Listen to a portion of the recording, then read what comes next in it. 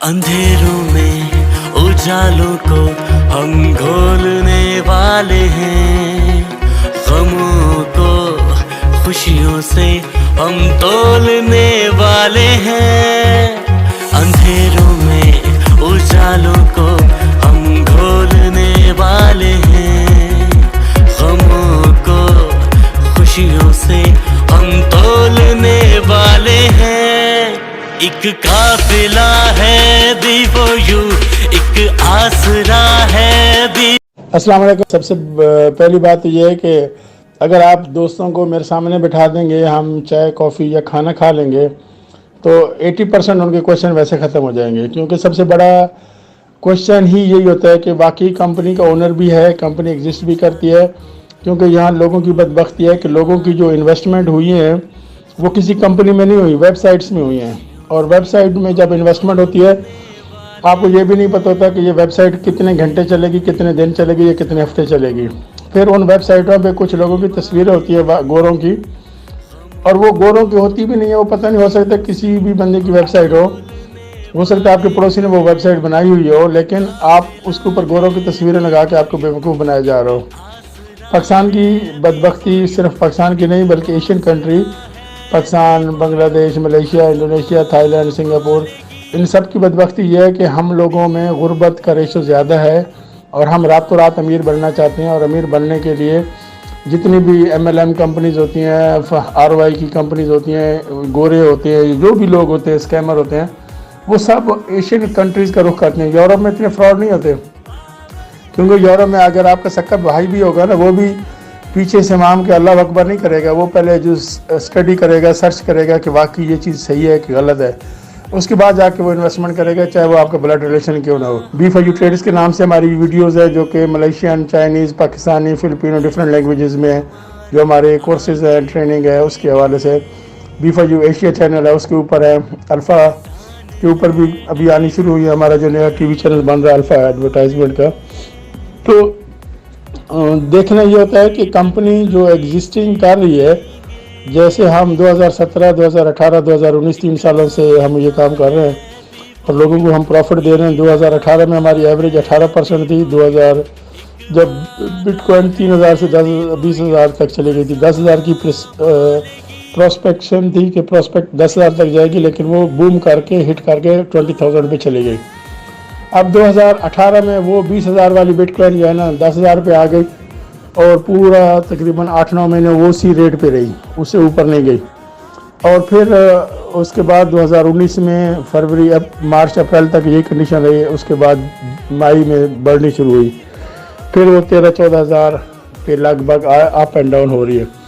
हमारे पास जितनी भी इन्वेस्टमेंट आती है और जो हमारे डिफरेंट प्रोजेक्ट्स हैं, जो भी हमारे पास इन्वेस्टमेंट आती है उसका 60% हम क्रिप्टो में लगाते हैं। और आपको शायद नॉलेज नहीं होगा, ये भाइयों को क्रिप्टो की पता नहीं नॉलेज है या नहीं है। क्रिप्टो में जो ROI देने वाली कंपनीज हैं उनका प्रॉफिट 40 से 50%, 60%, 70% तक होता है। तो ज़ाहिर है हमें क्रिप्टो में 200% प्रॉफिट भी होता है, कभी 300% लॉस भी होता है, कभी 600% प्रॉफिट होता है। ये depend on bitcoin price and digital currency. तो जो प्राइस बढ़ती है हमें फ़ायदा होता है, जो प्राइस गिरती है हमें लॉसेस भी होते हैं। तो हम लोग फिक्स ROI नहीं देते, हमें जो ट्रेडिंग पे प्रॉफिट मिलता है उसके ऊपर देते हैं।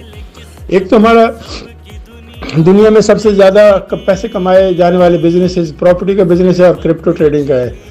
और हम क्रिप्टो ट्रेडिंग भी कर रहे हैं और फिजिकल बिजनेसेस की तरफ आए तो हम पाकिस्तान में भी, मलेशिया में भी हम प्रॉपर्टी का भी काम कर रहे हैं।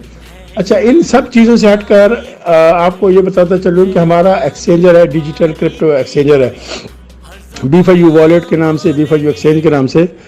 दुनिया में जितने भी वॉलेट का वॉलेट हैं वो सब ऑफशोर कंपनियां होती हैं, हम फिजिकल एग्जिस्टिंग है। हमारा अपना एक्सचेंजर है, अपना वॉलेट है, ATM मशीन है।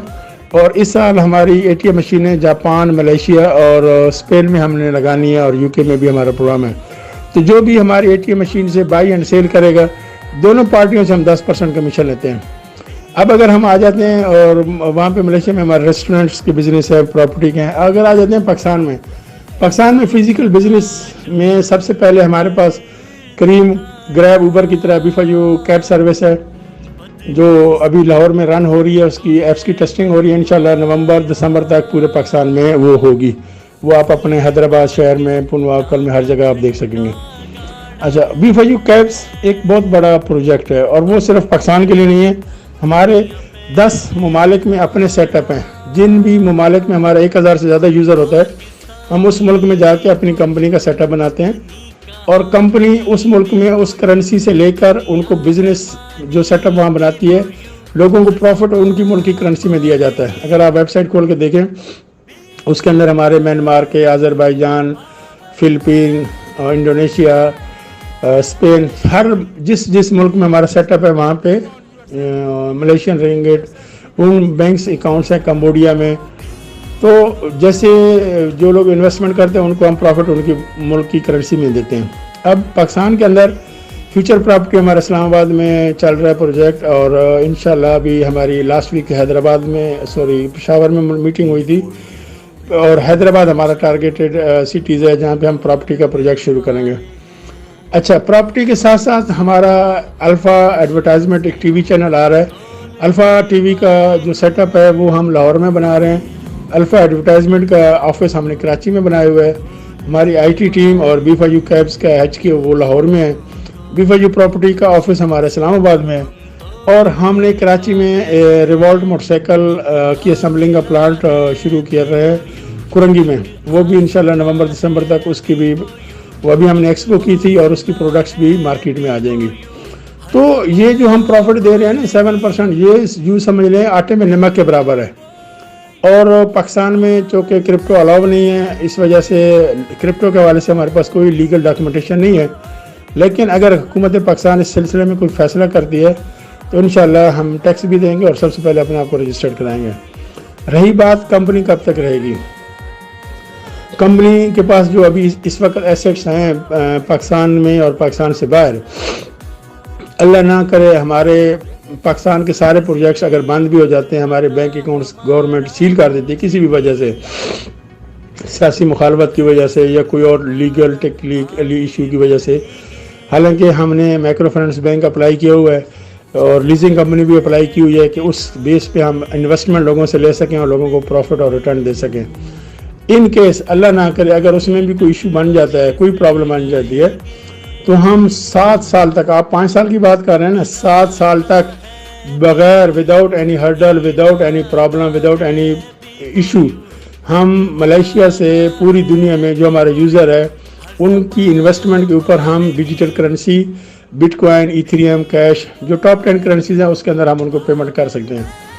रही बात गारंटी की, पाकिस्तान में जो सबसे बड़ा इशू आता है वो आता है गारंटी का, क्योंकि हमारे जो एफिलिएट बोनसेस हैं, ज़ाहिर है मैं आपके दोस्तों को नहीं जानता और आपके दोस्त मेरी वजह से इन्वेस्टमेंट नहीं कर रहे कंपनी के अंदर, आपकी वजह से कर रहे हैं।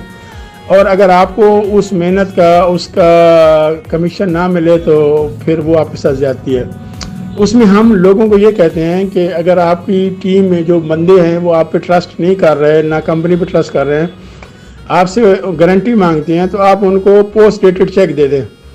फॉर एग्जांपल 1 लाख के ऊपर हमारा कम से कम प्रॉफिट 70,000 है, 70,000 से कम नहीं होगा, ज़्यादा होगा। आप अपने उनको पोस्ट डेटेड चेक दे दें 50,000 के, और उनका जो पैसा होगा वो आप अपनी B4U ID में लगाएं। उनको आप हर महीने के चेक दे दें। कंपनी के साथ जो इन्वेस्टमेंट करते हैं वो लोग 6 महीने बाद पैसे वापस ले सकते हैं, लेकिन जो लोग इन्वेस्टमेंट करेंगे गारंटी के ऊपर, पोस्ट डेटेड चेक के ऊपर, उनको 7 से 20% के बजाय आपने 5% पर फिक्स करना है, और वो 1 साल से पहले विड्रॉ नहीं लगा सकते। विड्रॉ से मुराद है अपना कैपिटल वापस नहीं ले सकते। नॉर्मल कंपनी में आप अपना कैपिटल 6 महीने बाद ले सकते हैं। अच्छा, रही बात इससे भी बढ़कर, मैं अभी जब पेशावर में था तो वहाँ पे कुछ लोग वो मुझे आके मिले, बिल्डर्स थे और बहुत बड़े इन्वेस्टर थे। वो कोई $2 लाख की, $3 लाख की, $5 लाख की इन्वेस्टमेंट की बात कर रहा था। तो उनका सबसे बड़ा क्वेश्चन यही था कि जी इतनी बड़ी रकम हमने बैंक में नहीं जमा करानी, हम आपको कैश देंगे। तो मैंने कहा ठीक है, आप हमें कैश दें, लाहौर के अंदर और कराची के अंदर आप हमें कैश दें, आपका जो प्रॉफिट होगा वो भी कैश की सूरत में मिलेगा, और आपको पोस्ट डेटेड चेक अगर चाहिए तो वो मिल जाएंगे। कंपनी के पोस्ट डेटेड चेक होंगे या मेरे पर्सनल पोस्ट डेटेड चेक होंगे, लेकिन कंपनी आपको वही 5% के हिसाब से पोस्ट डेटेड चेक देगी एज ए गारंटी। तो ये ऑप्शन भी हो सकता है। सबसे बेस्ट है वो आमने सामने बैठे हैं, हमारे जो प्रोजेक्ट चल रहे हैं उनके ऊपर डिस्कस होगी, और जो कारोबारी लोग होते हैं वो समझ बूझ रखते हैं कि इस चीज़ में इतना पॉसिबल है कि नहीं। इशू यहाँ पे यह है कि जिन लोगों ने पैसा कमाया हुआ है या जिन लोगों के पास पैसा है वो बैंकों में उन्होंने रखा हुआ है, बैंकों में उनको 3% सालाना मिलता है या 4%, तो उनके लिए एकदम से 7 से 8% या 9% हर महीने लेना एक अचंभा वाली बात है। लेकिन जो कारोबारी लोग हैं उनको पता है कि वो पैसे को कैसे रोटेट कर सकते हैं, कैसे पैसे से पैसा बनता है ना, मनी मेक मनी। तो मनी जिनके पास है वही पैसा बनाते हैं, जिसके पास पैसा नहीं है वो पैसा नहीं बना सकता। तो हम तो यहाँ पे 100% कोशिश कर रहे हैं कि लीगल स्टेटस के तहत लीगल तरीके से जो भी हम इन आउट लें लोगों को करें। और एक मेरे से इस वक्त 27 ममालिक के लोग पैसा कमा रहे हैं, उसमें यहूदी भी हैं, क्रिश्चियन भी हैं, नॉन मुस्लिम भी हैं। अगर वो कमा रहे हैं तो मेरे अपने पाकिस्तानी कमाएंगे तो मुझे तकलीफ होगी, मैंने उनको भी देना है, आप लोगों को भी देना है।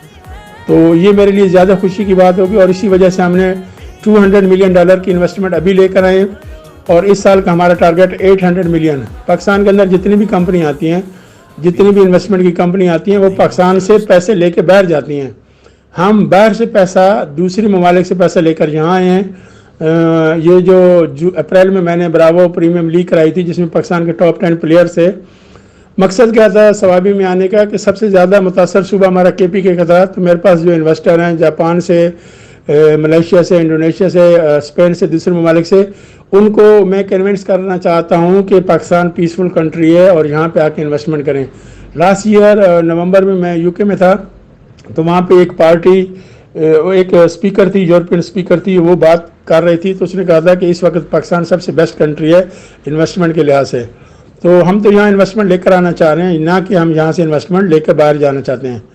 तो आए, कोशिश करें, टाइम निकालें, बैठ के बात करते हैं। आपको समझ में आए तो बिस्मिल्लाह कीजिएगा, ना समझ में आए तो कोई भी इशू नहीं है। वेलकम।